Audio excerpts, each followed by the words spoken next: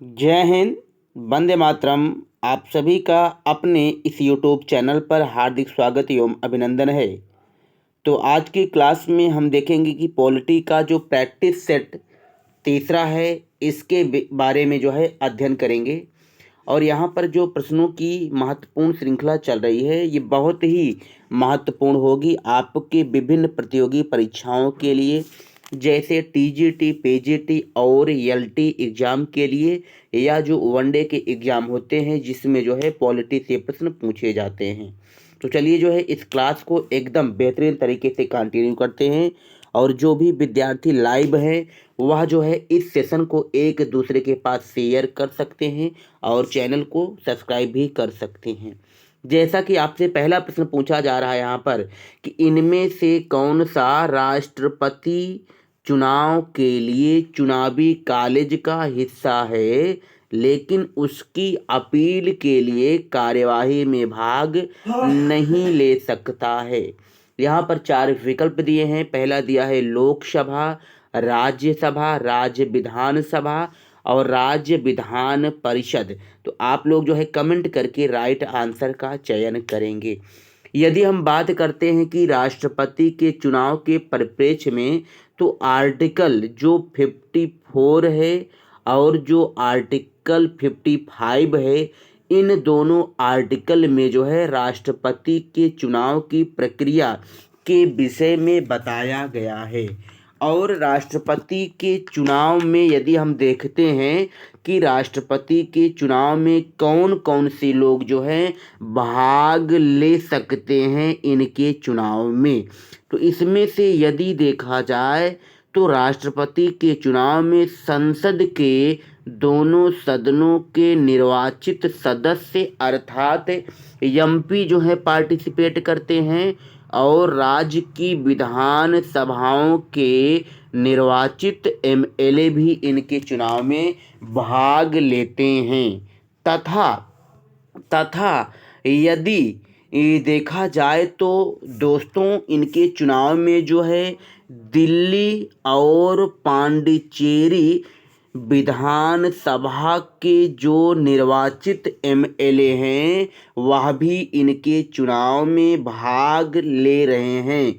और इनको जो है 70वां कॉन्स्टिट्यूशन अमेंडमेंट 1992 के तहत शामिल किया गया है। और ये जो संविधान संशोधन हुआ था इसको लागू कब से किया गया है, तो 1 जून जो है 1995 से इसे लागू किया गया है। इस तरीके से यदि हम देखते हैं कि आपसे जो प्रश्न पूछा गया था, इस प्रश्न का जो राइट आंसर होगा प्यारे साथियों, वह क्या हो जाएगा? सी इज द राइट आंसर हो जाएगा। क्योंकि आपसे क्या पूछा गया था कि उसकी अपील के लिए कार्यवाही में भाग नहीं लेता है, तो राज्य विधानसभा के जो सदस्य होते हैं यह चुनाव में तो भाग लेते हैं लेकिन कार्यवाही में भाग नहीं लेते हैं। इस तरीके से इस प्रश्न का राइट आंसर जो है सी हो जाएगा। चलिए अब हम जो है अगले प्रश्न का मूल्यांकन करते हैं। इसी तरीके से सभी विद्यार्थियों से निवेदन है कि वह जो है कमेंट के माध्यम से आंसर को बताते चलेंगे। चलिए प्रश्न संख्या 2 में आपसे पूछा जा रहा है कि निम्नलिखित में से कौन राज्यसभा के सदस्य के अयोग्यता के मामलों पर फैसला करता है। विकल्प दिया है प्रस्ताव द्वारा भारत को संसद, चुनाव आयोग, संसद की परामर्श पर भारत का राष्ट्रपति और चुनाव आयोग की परामर्श पर भारत का राष्ट्रपति। ये इसमें जो है 4 ऑप्शन दिए हैं, तो आप लोग कमेंट के माध्यम से बताएंगे कि राइट आंसर क्या होगा। यदि इस प्रश्न को देखा जाए तो प्रश्न में पूछा गया है कि राज्यसभा के सदस्य की अयोग्यता के संबंध में यदि देखा जाए तो अयोग्यता का जो निर्धारण करता है वह 2 आधार पर होता है। पहला होता है लाभ के पद के कारण यदि कोई संसद का सदस्य अयोग्य होता है तो उसकी अयोग्यता का निर्धारण जो है राष्ट्रपति ही करता है और आर्टिकल जो है 102 के तहत करता है। लेकिन ये जो राष्ट्रपति करता है या किसकी सिफारिश पर करता है, तो चुनाव आयोग की सिफारिश पर जो है भारत का राष्ट्रपति करता है। और यदि देखा जाए तो दल बदल के कारण यदि कोई संसद का सदस्य अयोग्य होता है तो उसकी अयोग्यता का निर्धारण राज्यसभा की स्थिति में सभापति करता है और लोकसभा की स्थिति में लोकसभा अध्यक्ष करता है। इस तरीके से इसका जो राइट आंसर हो जाएगा दोस्तों, क्या हो जाएगा, D is the right answer हो जाएगा। उम्मीद और आशा करते हैं कि यहाँ तक जो है आपको सारी बातें समझ में आई होंगी। चलिए जो है अब हम अगले प्रश्न का मूल्यांकन करते हैं। प्रश्न संख्या जो 3 है, इनमें आपसे क्या पूछा जा रहा है कि उपराष्ट्रपति को हटाने का प्रस्ताव किसमें पेश किया जा सकता है। अर्थात भारत का जो उपराष्ट्रपति होता है, इनको हटाने के लिए जो प्रस्ताव लाया जाता है, पहले किस सदन में लाया जाएगा। विकल्प दिया है केवल लोकसभा, केवल राज्यसभा, लोकसभा और राज्यसभा दोनों, लोकसभा और राज्यसभा के संयुक्त सत्र में। तो आप लोग बताएंगे कि राइट आंसर क्या होगा। चलिए इस प्रश्न का हम बेहतरीन तरीके से मूल्यांकन करते हैं कि आपके एग्जाम में इस प्रश्न से इसमें दिए गए जो विकल्प हैं, इन विकल्पों में से कितने प्रकार के प्रश्न पूछे जा सकते हैं। यदि हम बात करते हैं उपराष्ट्रपति के विषय में, तो इनका मेंशन जो है आर्टिकल 63 में किया गया है। अर्थात आर्टिकल 63 में कहा गया है कि भारत का एक उपराष्ट्रपति होगा। अब देखिए दोस्तों, यदि उपराष्ट्रपति को हटाने का प्रस्ताव पारित करना है, तो सबसे पहले हम जानते हैं कि उपराष्ट्रपति का कार्यकाल जो होता है वह सामान्यतः 5 वर्ष का होता है। लेकिन 5 वर्ष से पहले भी इनको इनके पद से हटाया जा सकता है। और किस आर्टिकल के तहत, तो आर्टिकल 67 के तहत इनको हटाया जा सकता है। और आपको यहाँ पर स्मरण रखना है कि जो उपराष्ट्रपति होता है वह राज्यसभा का पदेन सभापति होता है आर्टिकल 89 के अनुसार। तो उपराष्ट्रपति को हटाने संबंधी जो प्रस्ताव पारित होगा, तो पहले केवल और केवल दोस्तों राज्यसभा में ही लाया जा सकता है। इस आधार पर इस प्रश्न का जो राइट आंसर हो जाएगा, B is the right answer हो जाएगा। चलिए अब हम इसी तरीके से अगले प्रश्न का मूल्यांकन करते हैं। तो प्रश्न संख्या जो 4 है, इसमें आप सभी से पूछा जा रहा है कि स्वर्ण सिंह समिति ने किसकी सलाह दी थी।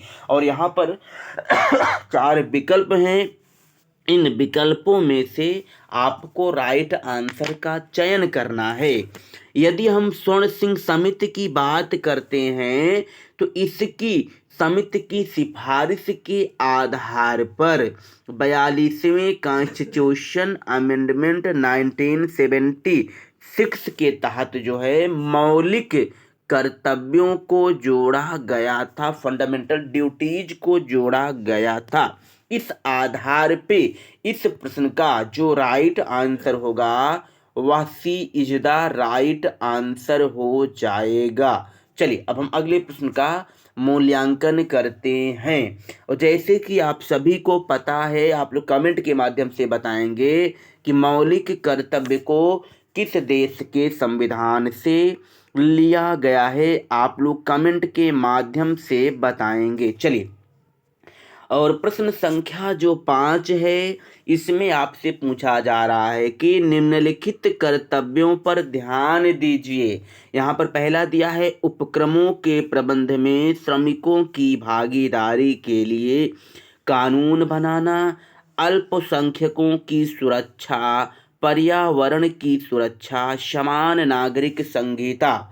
और यहाँ पर जो है आगे जो है आपसे और पूछा जा रहा है कि इनमें से कौन से राज्यों के नीति निर्देशक सिद्धांतों में हैं, आपको बताना है। और यहाँ पर जो है कुछ कूट दिए हैं, इन कूटों में से आप सभी को चयन करना है कि राइट आंसर क्या होगा। चलिए हम देखते हैं। यदि नीति निर्देशक सिद्धांतों की बात किया जाए तो आर्टिकल 36 से आर्टिकल 51 में राज्य के नीति निर्देशक सिद्धांतों का मेंशन किया गया है। और यदि इनको देखा जाए कि कहाँ से लिया गया है, तो आयरलैंड के संविधान से इसको लिया गया है।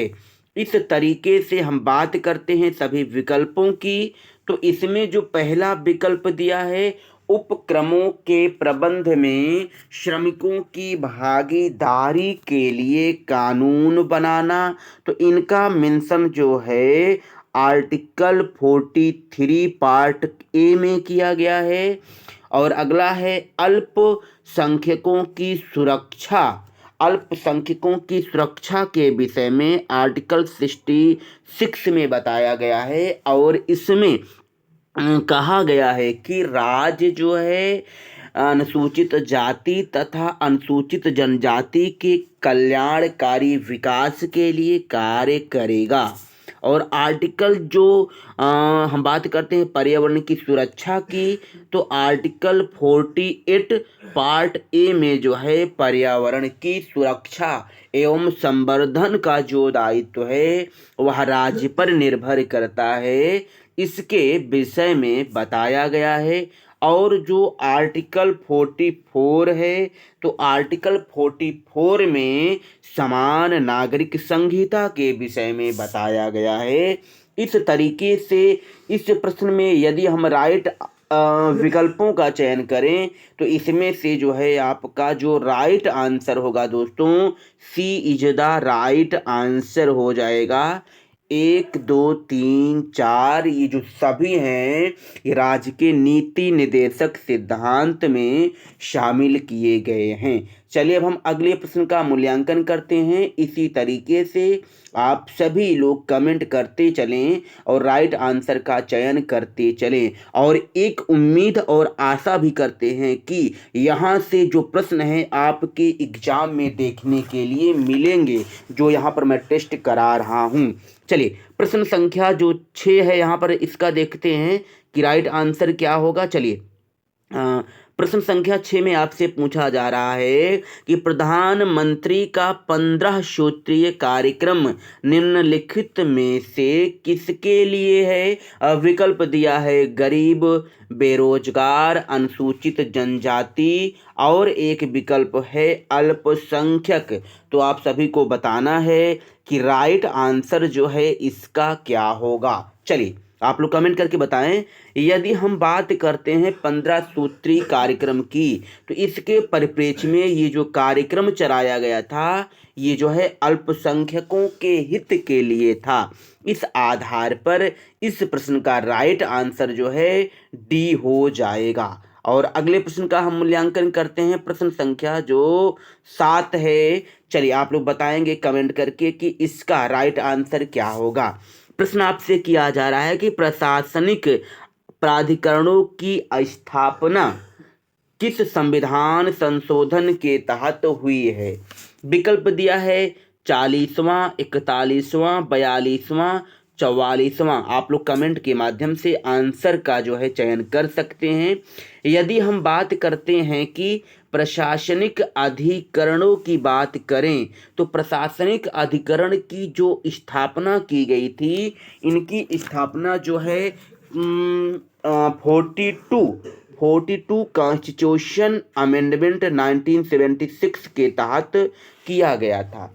और प्रशासनिक अधिकरण जो हैं, यदि बात किया जाए इनका मेंशन किस आर्टिकल के तहत किया गया था, तो आर्टिकल जो है 323 जो है ए में जो है इनको जोड़ा गया था। और प्रशासनिक अधिकरणों को लागू कब से किया गया था, 1985 में जो है इनको स्थापित किया गया था। एक प्रकार से देखा जाए तो लोक सेवा आयोग के जो अध्यक्ष और सदस्य होते हैं, तो अध्यक्ष और सदस्यों के चयन से संबंधित किसी भी विवादों का निस्तारण करने के लिए जो है प्रशासनिक अधिकरण का स्थापना किया गया है।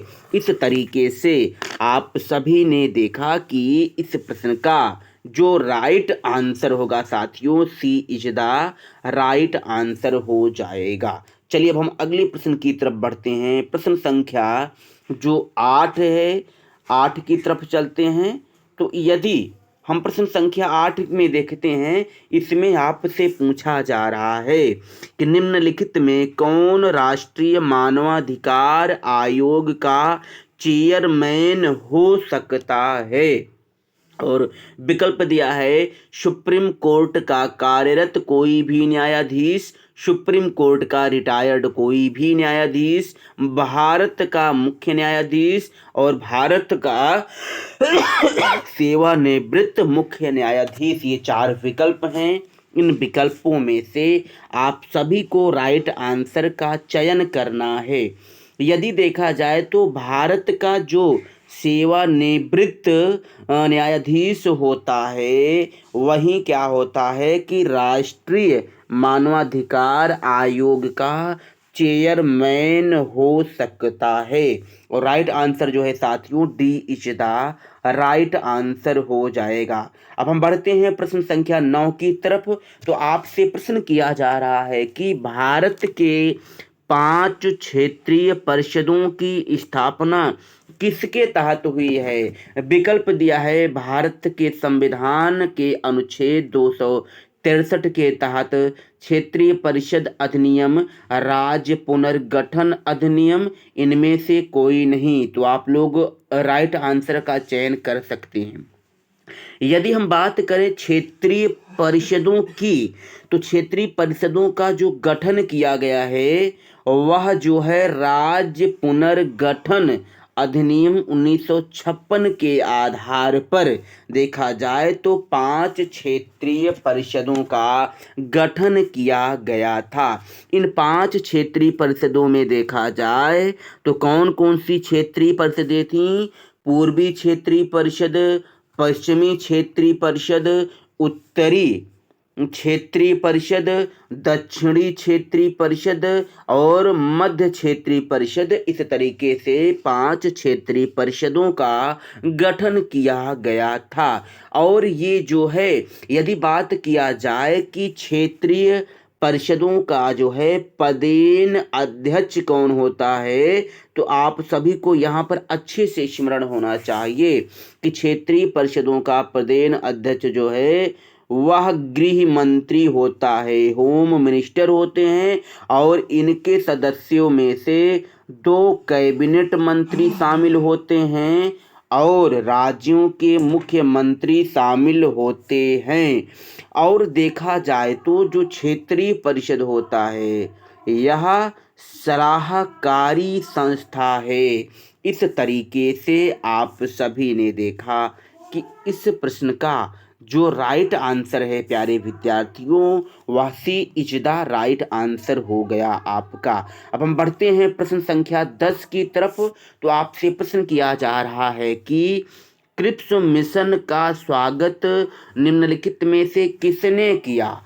इसमें दिया है विकल्प कांग्रेस ने, हिंदू महासभा ने, मुस्लिम लीग ने, इनमें से कोई नहीं। तो आप सभी जो है राइट आंसर का चयन करें।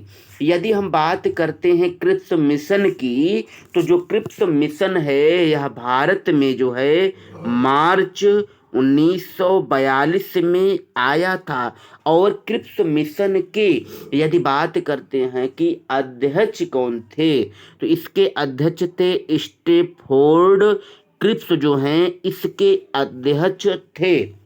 और एक प्रकार से यदि हम बात करते हैं कि क्रिप्स मिशन जो था इसके जो है उद्देश्य क्या थे भारत में आने का, तो इसका मेन उद्देश्य जो था भारत के राजनीतिक गतिरोध को दूर करना, राजनीतिक गतिरोध को दूर करना जो है इस मिशन का जो है प्रमुख एम था।